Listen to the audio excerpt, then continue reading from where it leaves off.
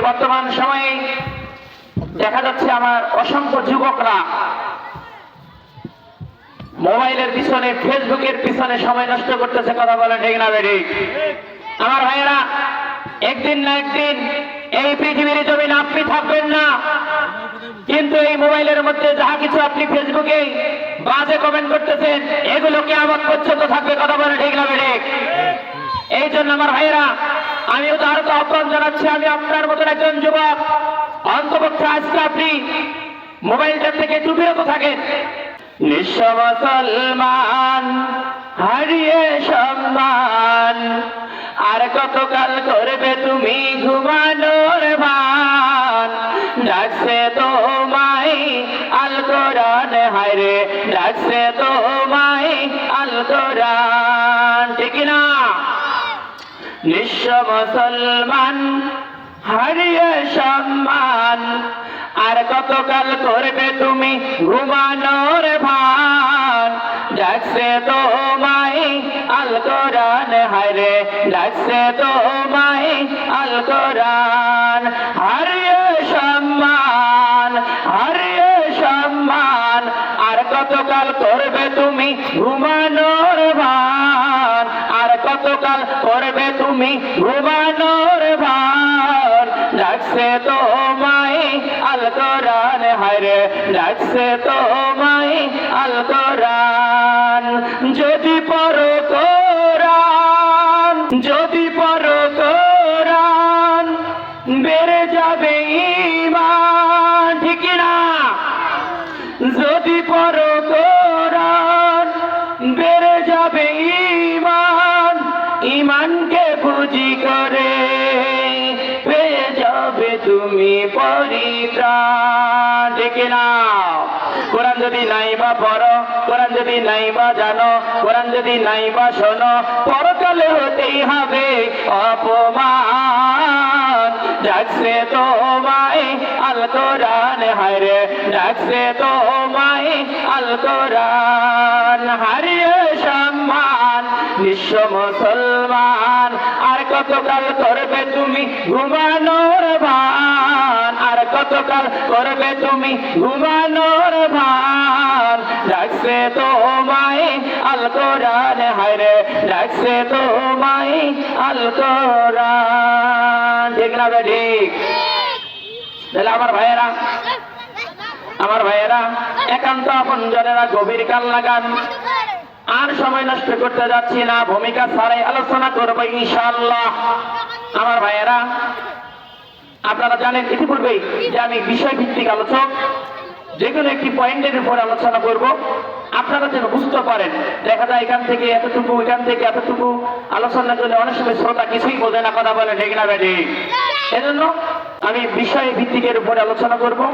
আজকের আলোচনার বিষয় এবং ভূমিকা হচ্ছে কোরআন পড়ার 7টি উপকারিতা, এবং যে 6 প্রকার নারীকে আমার আল্লাহ কিয়ামতের দিন হিসাব ছাড়াই জাহান্নাম দিয়ে দেবে। আর যদি সময় পাই আরেকটি বিষয়ের উপর আলোকপাত করব, নারীরা 4টি কাজ করলেই জান্নাত। বলেন বিষয়টা কি খারাপ লাগে? তাহলে 1 নম্বর পয়েন্ট হচ্ছে কোরআন পড়ার 7টি উপকারিতা। 2 নম্বর পয়েন্ট হচ্ছে যে 6 শ্রেণীর নারী জাহান্নামী। আর নারীরা যদি ভালো কাজ করে, আল্লাহ নারীরা যদি 4টি কাজ করে, আমার আল্লাহ সেই নারীকেই জান্নাতের 8টা দরজা তার জন্য খুলে দেবে। বলেন আল্লাহু আকবার। তাহলে আমার ভাইয়েরা গভীর কান লাগান। যেহেতু এটা মাদ্রাসার মাহফিল, কোরআন পড়ার বিষয় দিয়ে শুরু করার দরকার। কথা বলেন ঠিক না বেঠিক? কোরআন পড়ার উপকারিতা দিয়ে শুরু করব, আর মা বোনদেরকে দিয়ে ওয়াজটা শেষ করব। তাহলে আমার ভাইয়েরা গভীর কান লাগান। তাহলে আমার ভাইয়েরা, যে বিষয়ে আমি বলতে চাচ্ছি, যে নারীরা যদি 4টা কাজ যদি করে, আমার আল্লাহ ওই নারীর জন্য জান্নাতের 8টা দরজাই খুলে দিবে। বলেন আল্লাহু আকবার। 1 নম্বরে আমার ভাইয়েরা গভীর কান লাগান। যে মা বোনগুলো আমার কথা শ্রবণ করতেছেন, আমার মায়েরা গভীর কান লাগান। নারীরা যদি এই পৃথিবীর জমিনে চারটি কাজ যদি করতে পারে আমার আল্লাহ ওই নারীর জন্য জান্নাতের 8টা দরজাই খুলে দেবে। আমার মায়েরা, 1 নম্বর হচ্ছে নারীরা যদি নামাজ যদি সঠিক সময় আদায় করে ওই নারীর জন্য আমার আল্লাহ জান্নাতের 8টা দরজাই খুলে দেবে। জোরে বলেন সুবহানাল্লাহ। আমার মায়েরা, 1 নম্বরে নামাজ আদায় করতে হবে, সঠিক সময়ে যথাসময়ে নামাজ আদায় করতে হবে। তাহলে আমার আল্লাহ মৃত্যুবরণের পরেই জান্নাতের 8টা দরজায় আপনার জন্য খুলে দেবে। আমার মায়েরা, নামাজের গুরুত্ব এত বেশি কেন?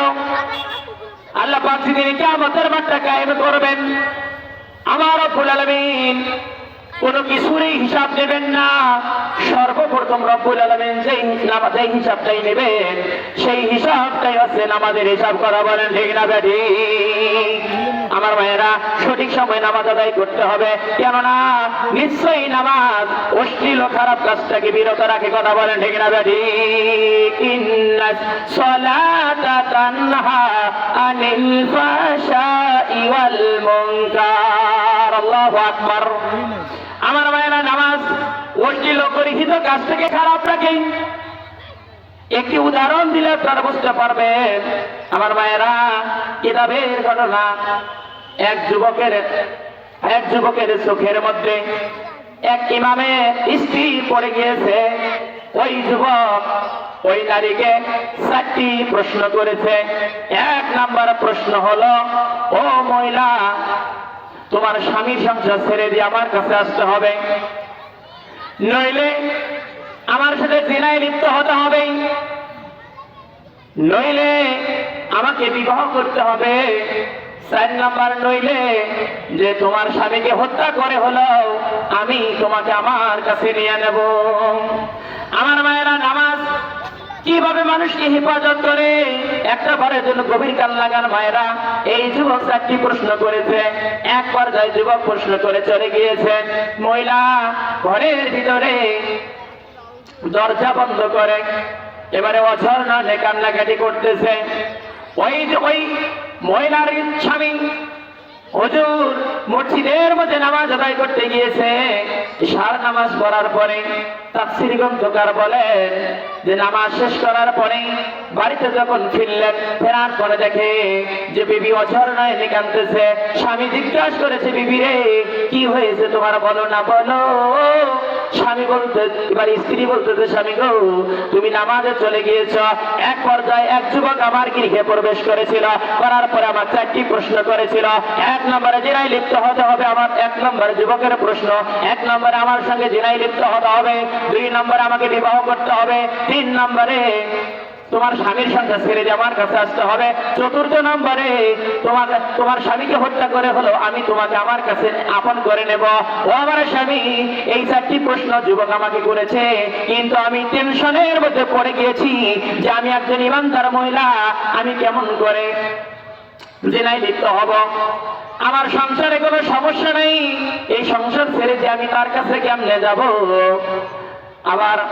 আবার আমার জন্য তোমাকে হত্যা করে হলো আমাকে তার কাছে নিয়ে নেবে এমন প্রস্তাব করেছে আমাকে। আমি তো টেনশনের ভিতরে পড়ে গিয়েছি। এবার স্বামী বলেছে, স্ত্রী রে, টেনশন করো না, টেনশন করো না। ওই যুবক তোমার কাছে যখন উত্তরে নিতে আসবে, ওই যুবককে তুমি বলবা, ও যুবক, তুমি আমাকে 4টা প্রশ্ন করেছ, তোমার 4টা প্রশ্ন আমি পরে বিবেচনা করব। তোমার কাছে আমার একটি প্রস্তাব, সেই প্রস্তাবটা হলো এই যে, এ যুবক, আমার স্বামীর ইমামতিতে তোমাকে 40 দিন জামাতে নামাজ আদায় করতে হবে। যদি তুমি 40 দিন আমার স্বামীর পিছনে যদি জামাতে নামাজ আদায় করতে পারো, তাহলে আমি তোমার প্রশ্নটাই বিবেচনা করে পরে দেখো। বলেন আল্লাহু আকবার। আমার ভাইয়েরা, গভীর কান লাগান। আমার ভাইয়েরা, যারা পর্দার আড়াল থেকে শুনতেছেন, আমার ভাইয়েরা গভীর কান লাগান। নিশ্চয়ই নামাজ হেফাজত করে অশ্লীল কাজ থেকে, গর্হিত কাজ থেকে হেফাজত করে। কেমনে করে? এবার যুবককে এই প্রশ্নটা দিয়েই দিলেন। এবার যুবক মনে করলেন এর একটা ব্যাপার নাকি। এবার যুবক নামাজ পড়া শুরু করলেন। এক পর্যায়ে আমার ভাইয়েরা ইমামের পিছনে নামাজ আদায় করা শুরু করলেন। 1 দিন, 2 দিন, 3 দিন, 10 দিন, 20 দিন, 30 দিন, 35 দিন, 39 দিন, 40 দিন। তাফসীর গ্রন্থকার বলেন 39 দিন পেরিয়ে দিয়ে এবার 40 দিনকার মাথায় পড়বে। এমত অবস্থায় যুবক আর মসজিদ থেকে বাড়ায় না, ইমাম হুজুর আর জুম্মা থেকে মসজিদ থেকে বাড়ায় না। এক পর্যায়ে আমার ভাইয়েরা যুবকটিও ওঠে না, ইমাম সাহেব ওঠে না। এবার দুইজনে টেনশনের মধ্যে পড়ে গিয়েছে। এবার ইমাম হুজুর টেনশনের মধ্যে পড়ে গিয়েছে, আজকে 40 দিনের মাথার মধ্যে যদি ফলাফল যদি না হয়ে যায় তাহলে আমার বিবির জন্য কি হয়ে যাবে। এবার যুবকটিও টেনশন করতেছে যে আমি কেমন খারাপ প্রশ্ন আমি করেছি এই ইমামের স্ত্রীকে। এক পর্যায়ে আমার ভাইয়েরা ওই যুবকটি ইমাম হুজুরের কাছে চলে গেলেন। যাওয়ার পরে এক পর্যায়ে চোখের পানি ছেড়ে দিয়ে ইমামের হাত ধরে বললেন, ও হুজুর, আপনি মনে কিছু নেবেন না, আজ থেকে নিয়ে 39 দিন আগে আমি আপনার বিবির গৃহের মধ্যে প্রবেশ করেছিলাম। আমি তাকে 4টি প্রশ্ন এমন নিকৃষ্ট এমন খারাপ প্রশ্ন করেছিলাম। হুজুর, আমি আপনার কাছেও ক্ষমা চাচ্ছি, আমি আল্লাহর কাছেও ক্ষমা চাচ্ছি। আপনি আপনার বিবিরে বলেন আপনার বিবি যেন আমাকে এই 4টা প্রশ্ন থেকে যেন কিয়ামতের দিন আল্লাহর দরবারে যেন আমাকে তার আসামির কাঠগড়ায় দাঁড়ানো করে। জোরে বলেন আল্লাহু আকবার। আমার ভাইয়েরা, এই জন্য রব্বুল আলামিন বলেন, ইন্নাস সালাতা তানহা আনিল ফাহশাই ওয়াল মুনকার, নিশ্চয়ই নামাজ অশ্লীল খারাপ কাজ থেকে বিরত রাখে। কথা বলেন ঠিক না বেঠিক? আমার ভাইয়েরা, শুধুমাত্র তাই নয়, যে ব্যক্তি নামাজ আদায় করবে সেই ব্যক্তি চুরি করতে পারে না। কথা বলেন ঠিক না বেঠিক? যে ব্যক্তি নামাজ আদায় করবে ওই ব্যক্তি কখনো ডাকাতি করতে পারে না। যে ব্যক্তি নামাজ আদায় করবে ওই ব্যক্তি কখনো বিধবার টাকা খাইতে পারে না। যে ব্যক্তি নামাজ আদায় করবে ওই ব্যক্তি কখনো মানুষের বিধবার ভাতা ইতিম মিসকিনের সম্পদ কলমের ঘুদায় খাইতে পারে না। কথা বলেন ঠিক না বেঠিক?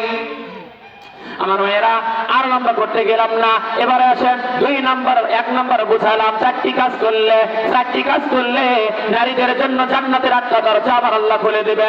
1 নম্বরে নামাজ, 2 নম্বরে রোজা। আমার মায়েরা, যদি রমজানের রোজা যদি রাখতে পারো, এ মায়েরা, আমার আল্লাহ কিয়ামতের দিন জান্নাতের 8টা দরজাই খুলে দেবে। জোরে বলেন আল্লাহু আকবার। 3 নম্বর আছে আমার মায়েরা পর্দা। এই মায়েরা ভালো করে শুনে রাখেন, এটা গুরুত্বপূর্ণ ইম্পর্টেন্ট একটা জিনিস। এই নারীরা পর্দা করতে চায় না। কথা বলেন ঠিক না বেঠিক? পর্দা তো হুজুর নামাজের কথা বলেন, রোজার কথা বলেন, এই পর্দার কথাটাই বলেন না। পর্দা করতে চায় না। আমার মায়েরা, আমার সোনার মা বোনেরা, শোনো দিয়া মন, নারী নামে জন্ম তোদের ইলমের প্রয়োজন, ঠিক না? নারী নামে জন্ম তোদের পর্দার প্রয়োজন, ঠিক না? পর্দা হলো দ্বীনের বিধান।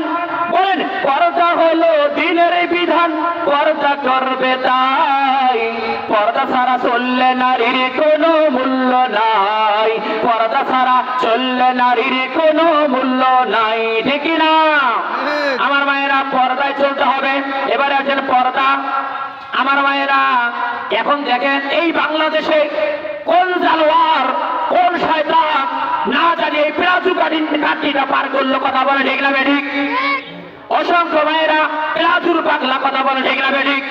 আমার মায়েরা, যারা আমি গুনাহগারের কথাটুকু শুনতেছেন, এবার গভীর কান লাগান। কোন মুসলমানের সন্তান প্লাজু করতে পারে না। কথা বলে ঠিক না বেঠিক?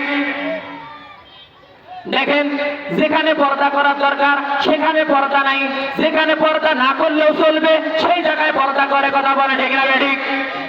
দেখেন, পেট খালি, বুক খালি, পিঠ খালি, হাঁটুর নামার মধ্যে প্লাজু পরে পর্দা করে। কথা বলে ঠিক না বেঠিক? পর্দা করার দরকার যেখানে সেখানে পর্দা নাই। দেখা যায় একদম tight fitting blouse, tight fitting জামা, অথচ যেদিকে অঙ্গ প্রত্যঙ্গ গুলো মানুষদেরকে করা হবে সেই দিকে ঢোলা নেই। দেখবেন আপনারা পেটিকোটের মতন, সায়ার মতন ব্লাউজ পড়তেছে। কথা বলে ঠিক না বেঠিক? এই জন্য আমার মায়েরা গভীর কান লাগান। কোন মুসলমানের সন্তান প্লাজু করতে পারে না। কোন শয়তান এই কাঠিটা বাংলাদেশে পাস করলো আমি জানি না। আমার ব্রেন কুলাচ্ছে না। আমার মায়েরা, অনুরোধের সহিত আমি বলতেছি, মাওলানা নুরুন নবী সিদ্দিকুল পুরি, আমি আপনাদেরকে অনুরোধ করে যাচ্ছি, আমার মায়েরা, আপনারা প্লাজু করবেন না, প্লাজু থেকে আপনারা বিরত থাকবেন। ও মা, আপনার আপনাদের মধ্যে আবার যারা দরজি আছেন, আপনারা প্লাজু গাঁথনি দিবেন না। এ মায়েরা, প্লাজু যদি আপনারা না গাঁথনি দেন, প্লাজুটা যদি তৈরি করে না দেন, এ মায়েরা, তাতে আপনার কি এমন ক্ষতি হবে? একটা প্লাজু বানাইলে আপনার কয় টাকা দিবে? 50, 60, 100 টাকা দিবে। কিন্তু 100 টাকা দিয়ে একটা প্লাজু তৈরি করে দিয়ে ওই প্লাজুটা যতদিন পর্যন্ত ওই নারী ব্যবহার করবে, এর গুনার ভাগ তোমাকেই নিতে হবে। কথা বলে ঠিক না বেটি? তাহলে আমার মায়েরা, আমি অনুরোধের সহিত বলতেছি, আপনারা পর্দা করবেন, তাহলে পর্দা মানুষের সম্মান বাড়ায়। কথা বলে ঠিক না বেটি? এই কপালে টিপ পড়ো না আর, কপাল যেন সিজদা করে আল্লাহ তাআলার। ঠিক না বেটি? কপাল যেন সিজদা করে আল্লাহ তাআলার।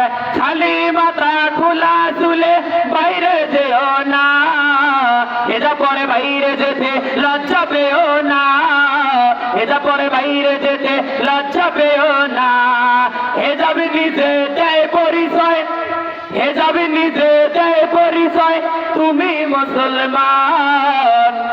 হেজাব তোমার লক্ষ গুণে বাড়াবে সম্মান, হেজাব তোমার লক্ষ গুণে বাড়াবে সম্মান। এই কপালে টিপ পড়ো না আর, কপাল যেন সিজদা করে আল্লাহ তাআলার, কপাল যেন সিজদা করে আল্লাহ তাআলার। আমার মায়েরা, প্রতিটা মুসলমানের সন্তান, যেটা মুসলমানের সন্তান সেটাকে দেখলেই বোঝা যায়। কথা বলে ঠিক না বেঠি? আমার মায়েরা, এবারে দেখেন, অনেক সময় দেখা যাচ্ছে যে বড় মেয়েও যায়, দেখা যায় 10, 12, 15 বছরই মেয়ে পর্যন্ত যায়। সাথে কথা বলে ঠিক না বেঠি? 15 বছরই 17 বছরই মেয়ে, যুবতী মেয়ে দাদির সঙ্গে চলে যাচ্ছে, অথচ 16 বছরই নারীর গায়ে পর্দা নাই, 40 বছর 50 বছরের দাদির গায়ের মধ্যে বোরকা। কথা বলে ঠিক না বেঠি? আচ্ছা বলেন, এই 50 বছরের মেয়েকে দেখে এই বাংলার জমিনের একজন যুবক আজ প্রিজিন করবে? করবে না। অথচ এই 17 বছরের যুবতীটাকে দেখলে সবার মনের মধ্যে একবার সাথ থাকবে, তার সাথে একটু ইটিস পিটিস করে। কথা বলে ঠিক না বেঠি? তাহলে আমার মায়েরা, যাকে দেখলেই যুবকরা গুনাহ করতে যাবে না, তার গায়ে আজকে পর্দা, তার গায়ে বোরকা। অথচ যাকে দেখলে যুবকরা জেনা করার সম্ভাবনা আছে, বাজার থেকে হারে যাওয়ার সম্ভাবনা আছে, তার গায়ে পর্দা নাই। কথা বলে ঠিক না বেঠি? যার কারণে আজকে নারীদের সম্মান নাই। কথা বলে ঠিক না বেঠি? আমার ভাইয়েরা, এই মাহফিল থেকে আমি তার আহ্বান জানাতে চাচ্ছি, আপনাদের সন্তানদেরকে বোরকাওয়ালা বানান, আপনাদের সন্তানদেরকে হিজাবওয়ালা বানান, তাহলে কিয়ামতের দিন আমার আল্লাহ ওই পিতা মাতাকে জান্নাতুল ফেরদাউস দিয়ে দিবে। সবাই বলেন সুবহানাল্লাহ। তাহলে আমার মায়েরা, লম্বা করতে গেলাম না। 4 নম্বর 4 নম্বর আছে স্বামীর খেদমত। কিসের খেদমত? স্বামীর খেদমত করতে হবে। এ মায়েরা, যদি স্বামীর খেদমত যদি আদায়, যদি স্বামীর খেদমত যদি করো, আমার মায়েরা, আমার আল্লাহ কিয়ামতের দিন তোমার সম্মানে, স্বামীকে সম্মান করার কারণে, স্বামীর খেদমত করার কারণে আমার আল্লাহ জান্নাতের 8টা দরজাই আপনার জন্য খুলে দেবে। জোরে বলেন সুবহানাল্লাহ। এবারে আসেন আমার মায়েরা, এবারে আসেন স্বামীর খেদমত করতে হবে। কথাটুকু আমি এই হাতে জমা রাখলাম, আমার একটু স্মরণ করে দিবেন, পরবর্তীতে এই আলোচনার মধ্যে ফিরব। কিন্তু আমার মায়েরা, আজকের এই মাহফিলের মূল আলোচনার বিষয় হলো, মাহফিলের করার উদ্দেশ্য একটি, শুধুমাত্র নুরানির বাচ্চাদের উদ্দেশ্যে। কথা বলেন ঠিক না বেঠি? নুরানির পক্ষে কয়েকটি কথা বলা দরকার। ঠিক না বেঠি? এই মাদ্রাসার মধ্যে আমরা সন্তানদেরকে পড়াচ্ছি, আমাদের জন্য কি লাভ হবে? আমরা রিক্সা চলে, ভ্যান চলে, ঠেলা চলে, সন্তানগুলোকে পড়াচ্ছি, আমাদের জন্য কি লাভ হবে? এই লাভের কথা বর্ণনা দিচ্ছে। আমার ভাইয়েরা, গভীর কান লাগান। আমার ভাইয়েরা, আপনারাও গভীর কান লাগান। সন্তানদেরকে আপনারা মাদ্রাসা পড়ালে তোমার কি লাভ হয়ে যাবে? একদিন রাসূল করিম সাল্লাল্লাহু আলাইহি ওয়াসাল্লাম আম্মা জান আয়েশার সম্মুখে একটি হাদিস থেকে একটি কথা বলেছিলেন, হে আয়েশা, তুমি কি এটা জানো, কিয়ামতের মাঠ যেদিন কায়েম হবে, সেই দিন সমস্ত মানুষগুলো উলঙ্গ থাকবে। জোরে বলেন আল্লাহু আকবার। আমার ভাইয়েরা, কিয়ামতের মাঠ যেদিন কায়েম হবে, সেই দিন সমস্ত মানুষগুলো উলঙ্গ থাকবে। কারো গায়ে সুতা পর্যন্ত থাকবে না, এক টুকরা কাপড় পর্যন্ত থাকবে না। এই কথা বলার সঙ্গে সঙ্গে আম্মা জান আয়েশার মাথা চক্কর দিয়ে জমিনের মধ্যে পড়ে গেলেন। কিছুক্ষণ পরে মা আয়েশা হুঁশ হইলেন। হুঁশ হওয়ার পরে বললেন, ও নবী গো, আপনি এটা কেমন কথা শুনাইলেন? কিয়ামতের মাঝে দিন কায়েম হবে, ওই দিন সমস্ত মানুষগুলো উলঙ্গ থাকবে, তাহলে একে অপরের লজ্জা স্থানের দিকে কি তাকাবে না?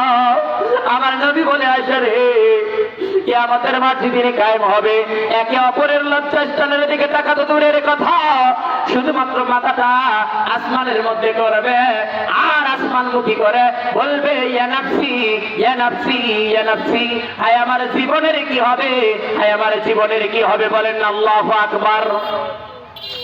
আমার ভাইয়েরা গভীর গান লাগান। আমার রাসূল বলেন, আয়েশা রে, এই কথাটি আমি তোমাকে জানিয়ে দিলাম, যেদিন কিয়ামতের মাঠ কায়েম হবে সমস্ত মানুষগুলো উলঙ্গ থাকবে।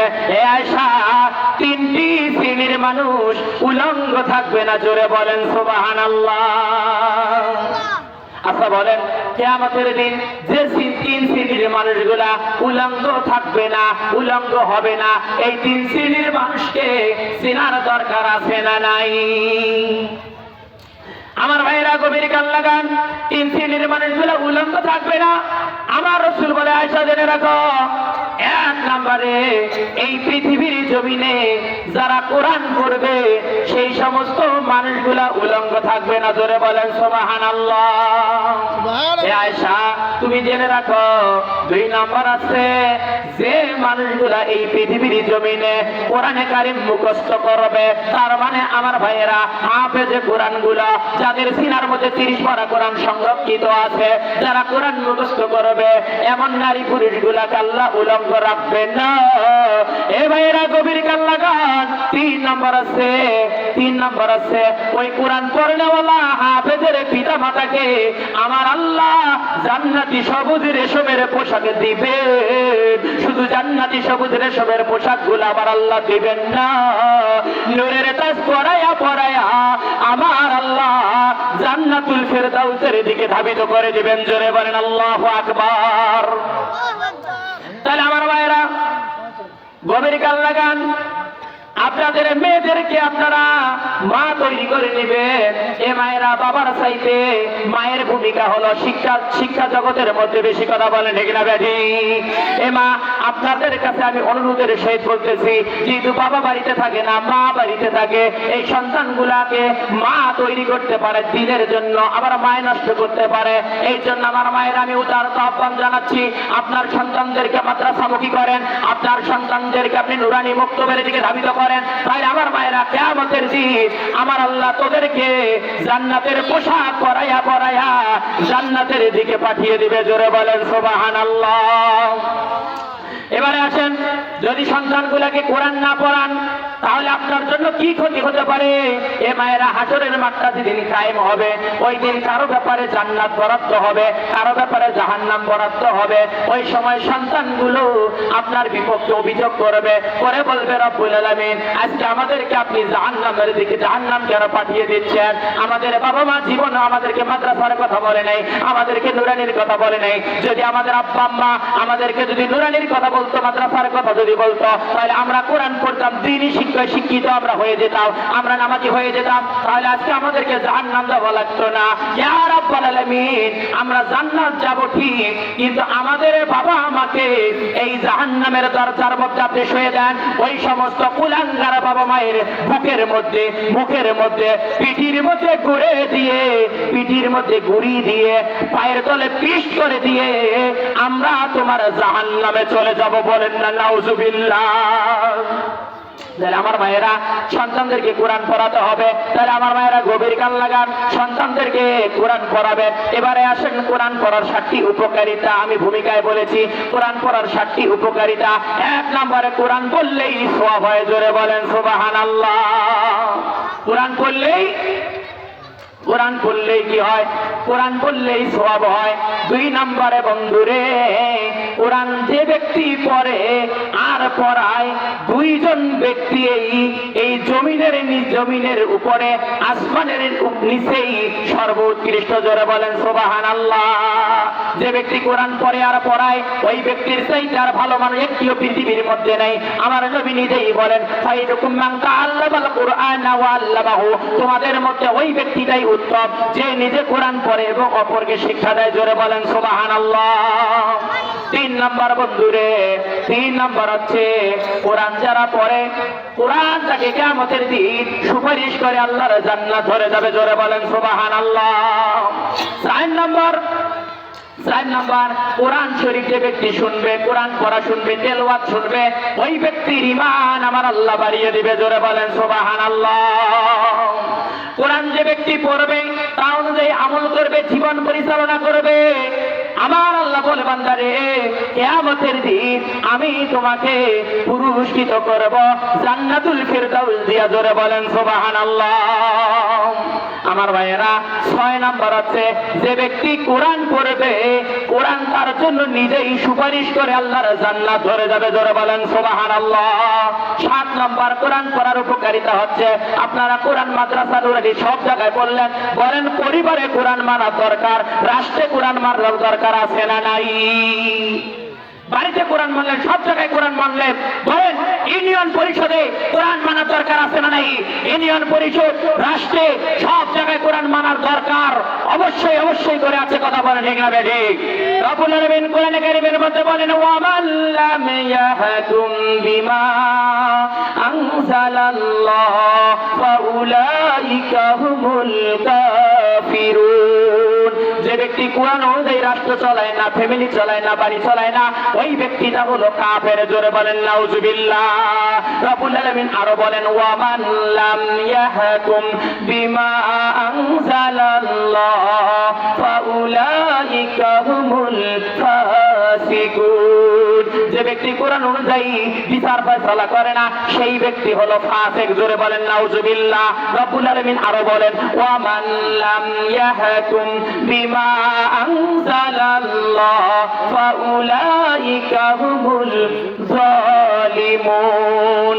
যে ব্যক্তি কোরআন অনুযায়ী জীবন পরিচালনা করে না, মিটিং ফয়সালা করে না, সেই ব্যক্তিটাই হলো জালেম। জোরে বলেন নাউজুবিল্লাহ।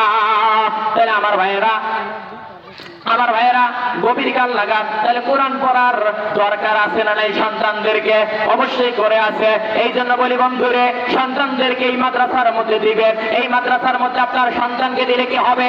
আমি গুনাহগার, এই নুরুন নবী আজকে কথা বলতেছে, আপনার জন্য কি লাভ হবে? এই যে আমি আপনাকে সুবহানাল্লাহ একবার বলতে বললাম, আমার অথবা আপনার জন্য আমি একটু দোয়া করলাম, আমি গুনাহগারের দোয়া কবুল হতেও পারে, নাও হতে পারে, কিন্তু আপনার সন্তান এই মাদ্রাসা পড়ে যদি আপনার জন্য যদি একবার যদি কবরের কাছে দাঁড়ায়া যদি বলে, রব্বিরহাম হুমা কামা রাব্বায়ানি সগীরা, এই কথাটুকু বলার সঙ্গে সঙ্গে আমার আল্লাহ তোমার কবরের আযাব মাফ করে দিবে। জোরে বলেন সুবহানাল্লাহ।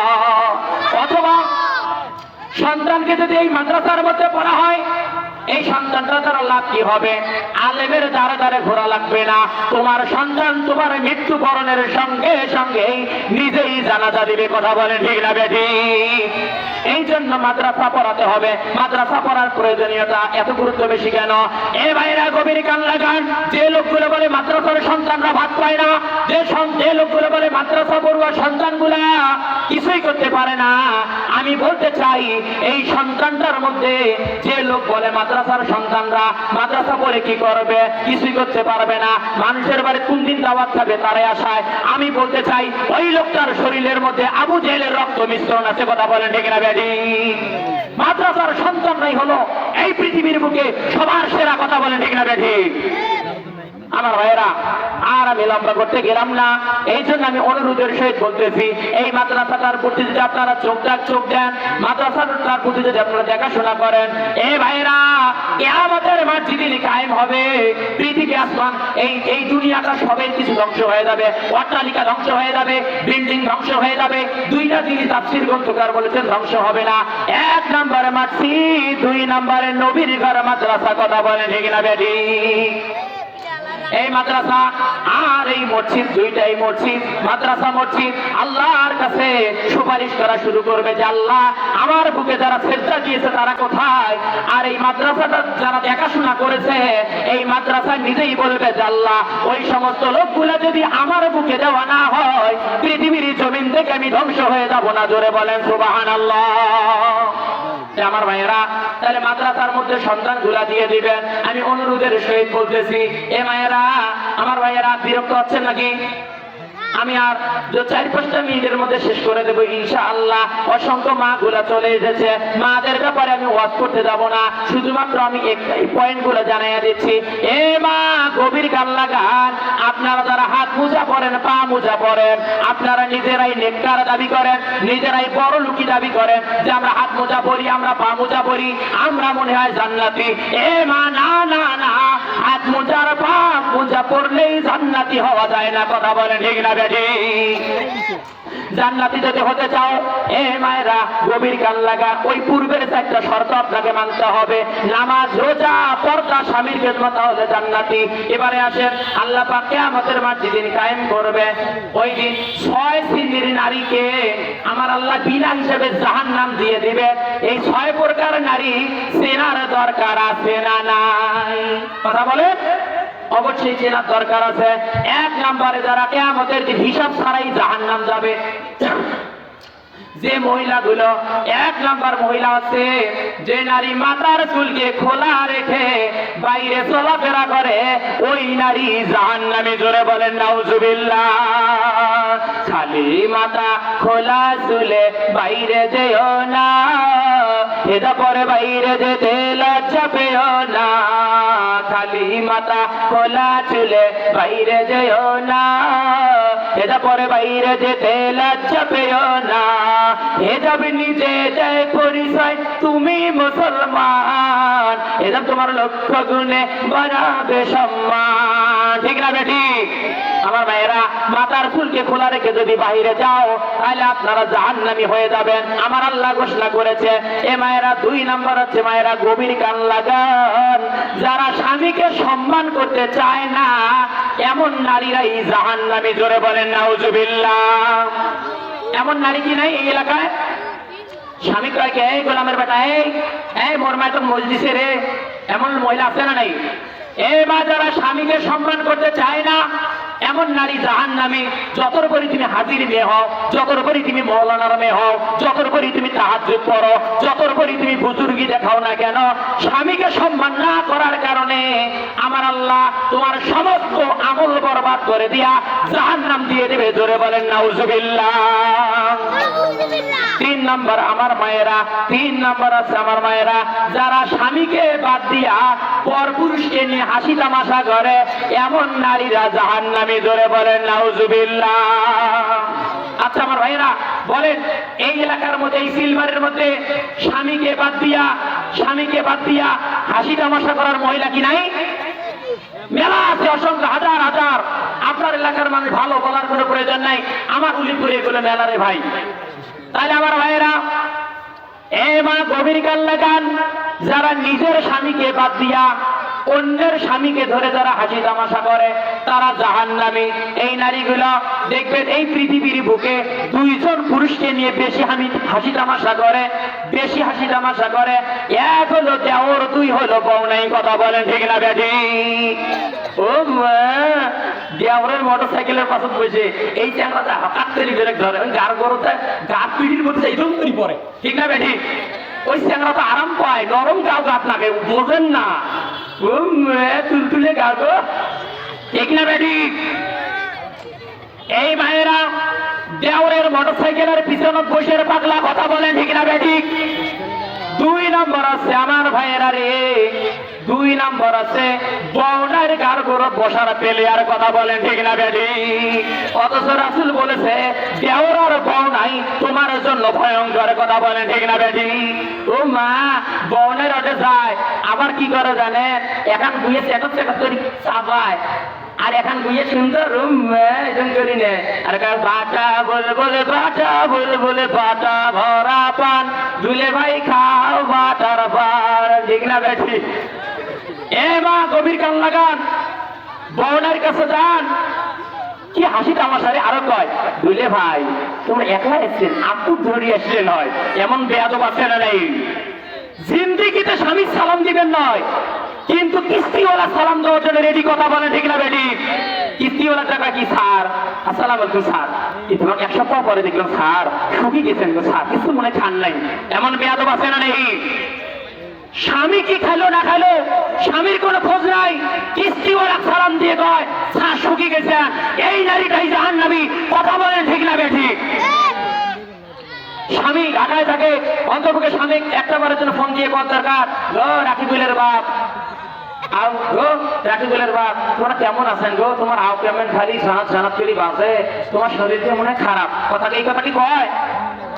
আরে আর কিছু মহিলা আছে প্রবাসী ভাইদের ব্যাপারে আমি বলতেছি, যারা বিদেশে থাকে, দেশ থেকে বাইরের দেশে থাকে, এরা যাবার সময় বউ কিরে কারে দিয়ে গেছে, আরে মাইয়েক মাইয়েক কিরে কারে দিছে, আকিবুলের মা, আকিবুল বলছেন না আকিবুল আকিবুল, আকিবুলের মা মুই তো বিদেশ যাং, এই যে মোবাইল কিনে দিন, এই যে মোবাইল খালি মোরের সাথে আওকারবো আর কারোর সাথে, খালি রাকিবুল বিদেশ যাওয়া বিদ্যু এপাশে এমবি নিয়ে আর একজন কার সাথে মোবাইলের মধ্যে ইডিশ পিডিশ, কথা বলেন ঠিক না বেঠি?